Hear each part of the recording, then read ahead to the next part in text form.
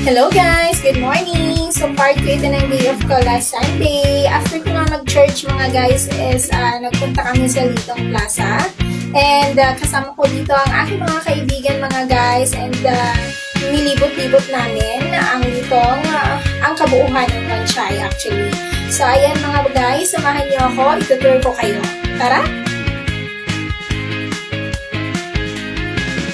So guys, nagpunta nga kami dito sa Hopewell Mall, kung saan nandito ang observatory lift. So aakyat kami dito and makikita po ninyo ang napakagandang tanawin talaga ng Hong Kong. So mostly dito talaga sa Hong Kong mga guys is mga building siya, mga flat and then black. Pero guys, kahit ganito talagang napakaganda ng Hong Kong. Napakaliit ang Hong Kong guys pero napakaganda. So, dito pa lang guys, talagang mamamangha kayo. Tara, samahan niyo kami. Pasok tayo sa lift. So guys, ito nga palang observatory lift dito sa Hopewell Mall ay talagang dinadayo po talaga ng mga tao. So, talagang sumasakay lang po sila sa elevator para lang makita nila yung view sa labas. And talagang napakaganda po guys. Tingnan nyo.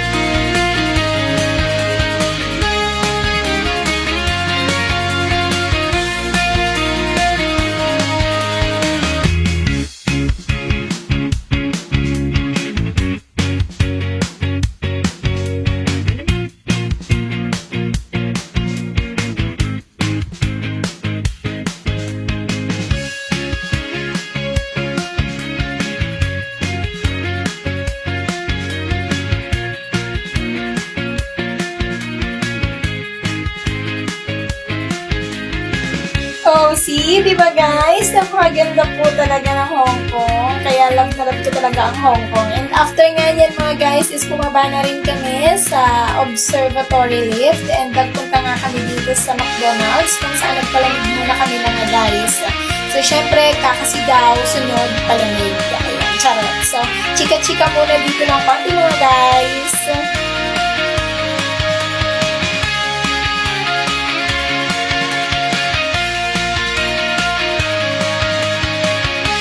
So, ayan na guys, after nga namin magpalamig, syempre, gumawi na kami sa mga kanya-kanya namin way pa uwi. Syempre, anong oras na kasi yan mga guys, and yung iba sa amin is may mga curfew, pero ako naman ay wala. So, ayan, go na ako ng MTR, pauwi na sa amin, and syempre, para makapagpahinga na rin, kasi tomorrow is, meron ako mga estudyante, so syempre, kailangan maaga din ang gising. Kailangan maganda ang gising para makapag-vlog ulit sa susunod. So, bye-bye!